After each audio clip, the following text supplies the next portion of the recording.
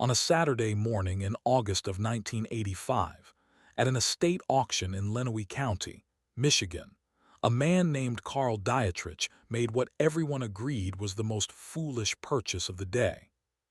He paid $825 for a 1949 Autocar DC-87 flatbed truck that looked like it had been used as target practice.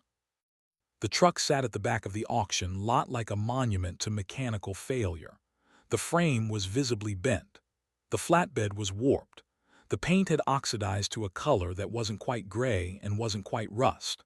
Someone had spray-painted "Junk Heap" across the driver's door in orange letters that screamed their message from 50 feet away. The auctioneer clearly didn't want to waste time on it. "All right, folks, last item. 1949 Autocar flatbed, frame damage visible, sold as is for parts or scrap. Do I hear $300? Silence stretched across the lot. "Come on, somebody needs the axles. $200. "Nothing. $100, and I'll personally help you load it." A few men chuckled. Carl Dietrich raised his hand. $825. The laughter started immediately. Men turned to stare. The auctioneer's mouth opened, then closed, then opened again. "Sir, did you say?" $825, cash. The crowd erupted. Who bids 8 times what nobody else would offer for a truck with a bent frame? Carl walked to the payment table and counted out 8 $100 bills and a 25, most of what he had. He took his receipt and walked toward the truck that everyone was laughing at. That's when Gordon Vickery found him. Gordon owned Vickery Freightliner in Adrian, the biggest truck dealership in 3 counties. He sold new rigs to construction companies and freight outfits across southern Michigan. He wore clean dealership coveralls with his name embroidered on the pocket, and he had strong opinions about men who made bad investments. Standing next to Gordon was Ray Heflin, the county road supervisor. Ray bought equipment for Lenawee County and knew the value of everything with wheels. "Carl Dietrich," Gordon called out, loud enough for half the lot to hear. "I just heard you paid $825 for that bent frame disaster." Carl nodded. "You know what $825 buys you at my dealership? A down payment on a real truck, a Freightliner, something with a straight frame, something you could actually work with." "I can work with this one." Gordon and Ray both laughed. Ray spoke up. "Work with it, Carl. That frame's bent. Look at it, probably twisted in a rollover. You can't haul anything on a bent frame. It'll crack, fold, kill somebody." "I can straighten it." Gordon's laugh got louder. "Straighten it? You'd need a frame machine, heat, alignment equipment. That's a $5,000 job minimum, on an Autocar that's not worth $500 when it's done." Carl looked at Gordon Vickery, at his clean coveralls, at Ray Heflin with his county supervisor confidence, at their certainty that they understood value better than he did. "My father taught me something," Carl said quietly. "He said the difference between junk and treasure is whether you know how to fix it." He walked past them toward the Autocar, leaving both men standing with their smiles frozen. Behind him, Carl could hear the laughter spreading across the auction lot.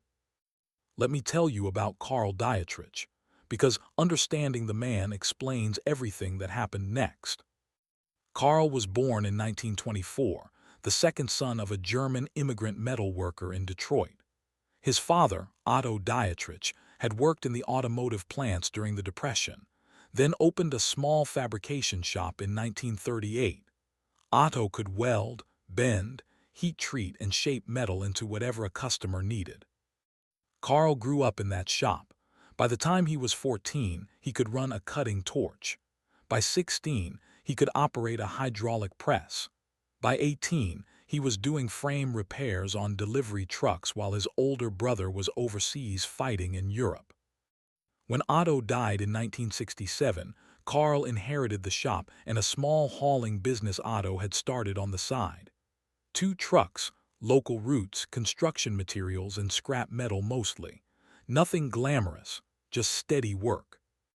By 1985, Carl was 61 years old and down to one working truck. His 1972 International flatbed was reliable but getting old. He needed a backup truck. New trucks cost $45,000. Good used trucks were $12,000 to $18,000. Carl had $900 in the bank. Then he heard about the Lenawee County estate auction. The 1949 Autocar DC-87 had belonged to a construction contractor named Martin Keller, who died in 1983. The truck had been in an accident in 1978. Nobody knew the details, and had sat in Keller's equipment yard ever since. When the estate was settled, everything was being auctioned off. Carl didn't know anything about Martin Keller or the accident. He just knew that an Autocar DC-87 frame, even bent, was built from steel channel that was twice as thick as modern frames. He knew the flatbed could be replaced. He knew he had the tools to straighten a frame. And he knew that $825 was all he could afford.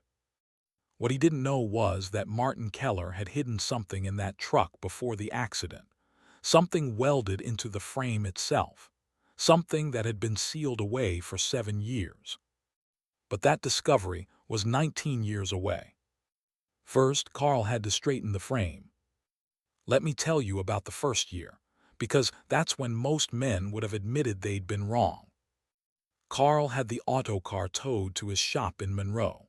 When he got it into his barn and really examined it, the extent of the damage became clear. The frame was bent at the midpoint. Not a severe bend, maybe 8 degrees, but enough to make the truck unsafe for hauling. The rear axle was out of alignment. The flatbed had twisted with the frame and would need to be removed completely. But the engine was good, the transmission worked, the running gear was solid, everything except the frame was salvageable. Carl spent the first month just planning. He measured the bend from every angle. He calculated the heat and pressure needed.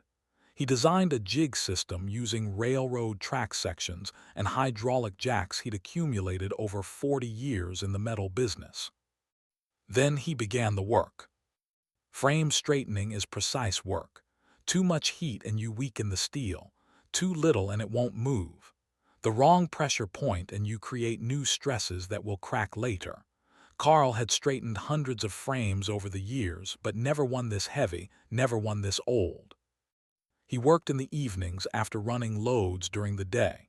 He worked weekends. He worked with the patience of a man who'd spent his life understanding how metal behaves under stress. By spring of 1986, 9 months after the auction, Carl had the frame straight. Not perfect, but within tolerances. Safe, strong. He rebuilt the flatbed with new oak planking. He went through the brake system, the electrical system, the fuel system. By the summer of 1986, the Autocar was running. Gordon Vickery drove past the shop one afternoon and saw the Autocar backed up to Carl's loading dock. He slowed down, stared, and drove on without stopping. Let me tell you about the next 18 years, because that's where the real story lives. From 1986 to 2004, Carl Dietrich hauled with that 1949 Autocar DC-87. Construction materials, scrap metal, demolition debris. The heavy, dirty work that nobody else wanted. The truck became known around Monroe County. Contractors would call Carl specifically because they knew he'd take jobs the big companies wouldn't touch. The Autocar could carry loads that would break a modern truck. Its frame, the one everyone said was ruined, carried tons of steel and concrete without complaint. Carl maintained it the way his father had taught him. Every 1,000 miles he checked every bolt on the frame. Every season he greased every fitting. Every year he went through the entire truck systematically, replacing what was worn, repairing what was damaged. He never had a frame problem. The straightening job held. The steel that everyone said was compromised proved to be stronger than their certainty. By 2004, Carl was 80 years old. His son, Martin, named after Martin Keller, the truck's previous owner, had been working in the business for 15 years. They were talking about Carl retiring, about Martin taking over completely, about maybe replacing the Autocar with something newer. But first, they needed to deal with a problem. The frame had developed a crack, not from the old bend. This was new damage near the rear frame rail, where decades of stress had finally found a weakness in the steel. On a cold morning in November 2004, Carl and Martin were examining the crack in the shop. "We need to reinforce this section," Carl said. "Cut out the damaged area and weld in new steel." Martin nodded. "I'll get the cutting torch." They spent the morning carefully cutting away the cracked section of the frame rail. It was delicate work. One wrong cut and they could compromise the entire frame. Carl was making the final cut when his torch hit something that shouldn't have been there. Metal, but not frame metal. Something welded inside the hollow channel of the frame rail. Carl shut off the torch and looked closer. Inside the frame rail, someone had welded a steel cylinder, about 8 inches in diameter, maybe 18 inches long, completely sealed, professionally done. "Martin," Carl said quietly, "come look at this." Martin knelt beside his father. They stared into the frame rail at the hidden cylinder. "What is that?" "I don't know, but someone went to a lot of trouble to hide it." Carl carefully cut around the cylinder, freeing it from the frame. It was heavy, heavier than it should have been for empty steel. They carried it to the workbench. Carl examined the welds. This wasn't amateur work. This was precision fabrication, the kind of work someone did when they needed something to survive decades. Carl got his angle grinder and carefully cut through the seal. Inside the cylinder, wrapped in oilcloth and sealed in layers of wax paper, were packages. Carl pulled out the first one. His hands were shaking. He unwrapped it under the shop light. Stones, raw gemstones, uncut rubies, deep red, the size of marbles. Martin made a sound that wasn't quite a word. Carl pulled out the second package. Sapphires, uncut, raw, blue and clear. The third package, diamonds, unset, various sizes, all brilliant. The fourth package was different. A note, handwritten on paper that had yellowed with age but remained readable, protected by the wax and oil cloth. Carl read it aloud. "For Marie when times get better. Bought these instead of land during the Depression. Hold them until the economy recovers. Then sell them and buy the farm we always talked about. I love you. H.R. December 1936. Carl and Martin sat in the shop, surrounded by packages of uncut gemstones that had been hidden in a truck frame for 68 years. They spread everything out on the workbench, counted it, documented it. 12 uncut rubies, 8 raw sapphires, 23 unset diamonds, all high quality, all investment grade. Carl sat on his work stool and tried to process what he'd found. Let me tell you what Carl discovered about HR, because the story behind the gems was sadder than he'd imagined. Carl spent 2 weeks researching. He visited the Lenawee County Historical Society. He searched old city directories and death records. He found newspaper archives. HR was Harold Reinhardt, a jewelry merchant who'd operated in Detroit from 1925 to 1942. Harold had owned a small shop on Woodward Avenue, buying and selling estate jewelry, gems, and precious metals. During the Depression, Harold's customers had no money. They paid him in gems instead of cash. Harold, who didn't trust banks after 1929, kept the best stones.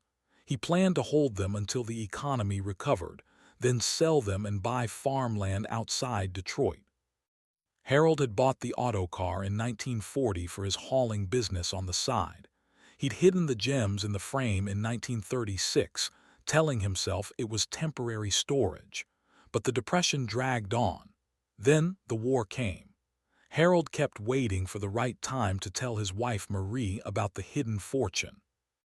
On December 10, 1942, 3 days after Pearl Harbor, Harold Reinhardt suffered a massive heart attack while loading his truck. He was 48 years old, dead before the ambulance arrived. Marie Reinhardt never knew about the gems. The truck was sold to pay Harold's business debts. It changed hands several times, eventually ending up with Martin Keller's construction company in the 1970s. For 62 years, Harold Reinhardt's Depression-era investment had traveled inside that Autocar frame, through owners who never knew, through an accident that bent the frame, through a salvage auction where it was called a junk heap, until Carl Dietrich cut into the frame and found what Harold had hidden in 1936. Carl had the stones professionally appraised by 3 different gemologists. The consensus was unanimous. Total value, $118,000. The uncut Burma rubies alone were worth $45,000. The Ceylon sapphires added another $38,000. The diamonds brought the rest. Raw, uncut stones from the 1930s had historical value on top of their gemological worth. Carl Dietrich, who'd paid $825 for a junk heap, had found a fortune welded inside the frame. Now let me tell you what Carl did with the gems, because this is where character shows itself. Carl could have kept everything. Legally, he'd bought the truck. Whatever was welded inside it was his. $118,000 would set up his retirement, would help Martin expand the business, would finally make that $825 auction purchase look brilliant. But Carl didn't keep it all. He hired a genealogist and tracked down Harold Reinhardt's family. It took 3 months. Harold and Marie had no children, but Harold had a younger sister who'd married and moved to Ohio. That sister was long dead, but she'd had a daughter. That daughter, Harold's niece, was named Dorothy Brennan. She was 69 years old and living in a nursing home in Toledo. Widow, no pension, living on Social Security. Carl drove to Toledo and met her. Dorothy remembered Uncle Harold vaguely. "He died when I was 7, she said. "My mother always said he was kind to her. That's all I know." Carl showed her the note, Harold's handwriting, the message to Marie about better times. Dorothy cried, not because of the money, though it mattered. She cried because someone had honored her uncle's memory. Carl gave her the entire collection, all $118,000 worth. Dorothy tried to refuse. "You bought the truck, you found them, they're yours." "Your uncle hid them for his wife," Carl said. "She never got them, but your family, this is where they belong." Dorothy sold the gems through a reputable auction house. She used the money to move out of the nursing home into a small apartment. She paid off medical bills.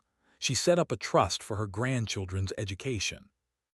And she kept one stone, a single uncut ruby, the largest one. She had it set in a ring and wore it every day for the rest of her life. But before Carl gave away the gems, he did one more thing. He drove the Autocar to Vickery Freightliner in Adrian. Gordon Vickery still worked there, 73 years old now, semi-retired, running the parts department. His dealership had been sold to a national chain in the 90s, and Gordon was just counting down to retirement. Carl walked into the parts department and asked for Gordon by name. Gordon came out from the back. He looked at Carl. Recognition flickered slowly. "Carl Dietrich." "Gordon, what can I do for you?" Carl handed him a newspaper clipping. The Toledo Blade had run a story. Depression-era gems found in vintage truck, returned to family. Gordon read it. His face went pale. He read it again. "The truck you called a junk heap," Carl said quietly. "The one you mocked me for buying. The bent frame you said wasn't worth fixing." Gordon couldn't speak. "I didn't come here to gloat," Carl said. "I came here to tell you what my father taught me. He said, don't judge a man's work by how it looks. Judge it by whether he can make it work." Carl turned and walked out.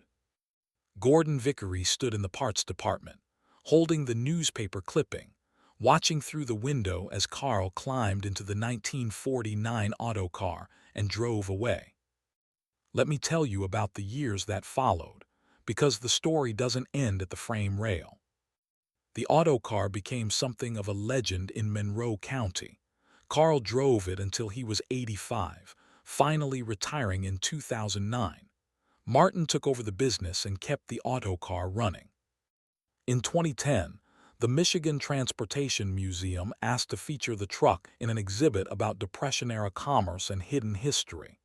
Martin agreed. The exhibit opened in 2011.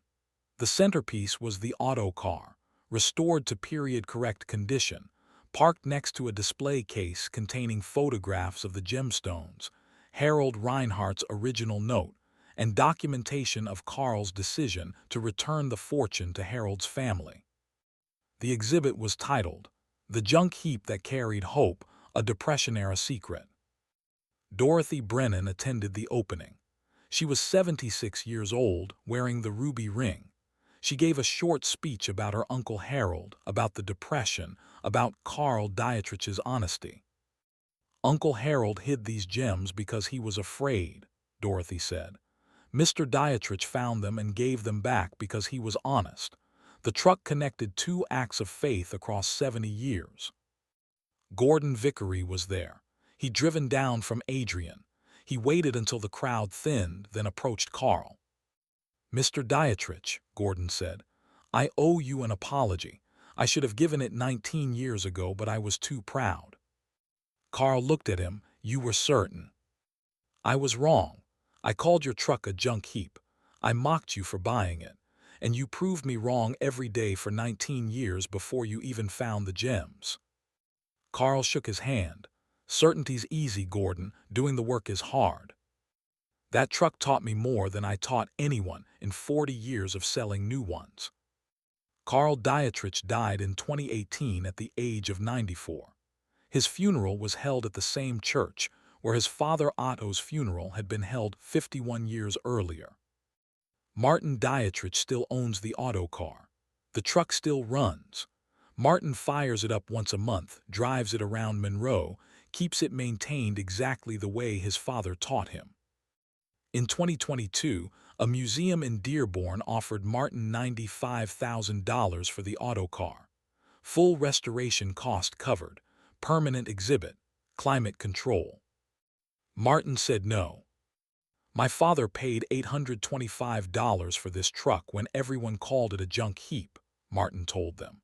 "He found $118,000 worth of gems in the frame 19 years later, but the real value isn't the money, it's the lesson." The museum curator asked what lesson. "That the men who mock the loudest usually understand the least." The Autocar is still in Monroe, still in the Dietrich family, still running. Every year on the anniversary of the discovery, Martin drives it to the Michigan Transportation Museum, parks it in front of the exhibit, and lets visitors sit in the cab where Carl sat for 19 years before cutting into the frame. On the dashboard, Martin keeps a small brass plaque Harold Reinhardt's note had requested. It reads, "For Marie when times get better." Below it, Martin added his own line. "Times got better, 68 years late, but they got better." Let me end this story where it began, at an auction. In August of 1985, a man paid $825 for a truck with a bent frame. The crowd laughed. The dealer mocked him. The county supervisor called it worthless. But Carl Dietrich understood something they didn't. He understood that broken things can be fixed if you know how. That value isn't always visible. That patience and skill outlast mockery every time. He straightened that frame. He drove that truck for 19 years. He found a fortune hidden inside it. And when he discovered that fortune, he gave it to the family who'd lost it 68 years earlier. The dealer learned that certainty has a cost. The auction crowd learned that laughter ages poorly. And Carl Dietrich proved what his father had taught him. The difference between junk and treasure is whether you know how to fix it. The men who mocked saw a bent frame. Carl saw steel that could be straightened. They saw a junk heap worth $300. He saw a truck carrying $118,000 in hidden gems. And when the choice came between keeping a fortune and honoring a dead man's intention, Carl chose honor. Because some lessons matter more than money. The dealer mocked a junk heap. The junk heap carried a Depression-era dream. And the man who believed in it became exactly what his father hoped he'd be. Honest, skilled, proven right.